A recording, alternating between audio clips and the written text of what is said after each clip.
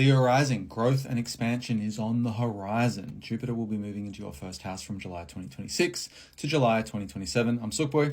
You're awesome. Let's talk about it. We gain wisdom via experience. And this experience is usually a result of mistakes and errors that we've made. So expect wisdom to move slowly as you absorb it. Now, Jupiter in Leo is all about following your heart's wisdom. What aligns with your authenticity, sovereignty, and sense of leadership. First house really sets the foundation of the entire chart. The house of how you interact in any given moment, how you interface with your reality, your instincts that you respond with. The house of persona, but it's a lot more than that. It's how you navigate this world. What does it mean now Jupiter is moving into this area for the next year? The first house indicates new beginnings, fresh projects in your life. It's a very significant area where your personality really gets showcased. It's very observable when a planet moves through this area of the chart. Leo as an energetic signature is the performer. It's very creative. It can be playful, very generous. And ultimately, it's asked to take the initiative and motivate and inspire others with your actions and how you carry yourself. There's some stereotypes about Leo that say it's a very confident sign. But everyone is insecure. It's just that Leos kind of do it anyway at the end of the day. Meaning that earlier in life, you may not feel confident, but after a lot of experience, potentially you allow yourself to step into the spotlight. Now, Leo is a fixed sign. So therefore, this sometimes means that you can come across a little stubborn, potentially performative, sometimes a little arrogant and self-centered. But this is only when Leo is vibrating at a very low frequency, meaning you're suffering a lot of stress and cortisol. But nonetheless, there is an instinct here or a tendency to be domineering and to dominate a room, dominate people's attention sometimes. Sometimes people will accuse you for being overdramatic, for example. Jupiter moving into this area of the chart is kind of significant. It represents knowledge. It represents wisdom. These things happen over time through experience though. And the best way to actually use the energetic signature of Jupiter is to not expect or receive anything, but ask yourself, what am I learning about myself in this time? And this is how we really use Jupiter the best, by acquiring knowledge and wisdom and preparing ourselves for an opportunity. So if you've been incubating some kind of new project, some kind of new beginning for your life, then over the next year it might be a good time to think about launching it. This could include stepping into your entrepreneur chapter of your life, or consciously thinking about how you're coming across to others.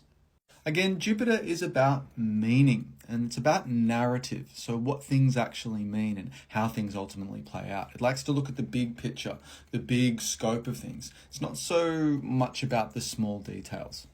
Additionally, Jupiter rules your 5th house of Sagittarius and your 8th house of Pisces. So therefore, we'll see more Leo themes in these areas of your life as well. The 5th house is the playground of the zodiac. It's where we find our inner child. It's where we find enjoyment and pleasure. It represents the creation of children, and the way we create children is ultimately our romantic love life. So it represents that as well. It can also be a very risk-taking area of the chart where you kind of throw caution to the wind and just jump in. But make sure you look before you leap. Jupiter moving into the 1st house, Jupiter expands anything it touches. It explores and discovers things about its body. The 1st house is about the body. And with it activating the 5th house, it could be the ideal time to have children.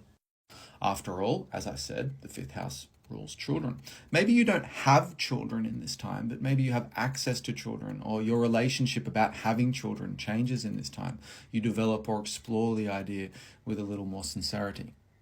Jupiter also rules Pisces, your 8th house, and that's a lot more psychological, a lot more complex. This is about your inheritance, not just money. I mean, it has everything to do with money, shared assets, but it's the consequences of your relationships. If you had an agreement with a relationship, maybe that agreement and the consequences of that agreement, good or bad, expand in this time, become more complex.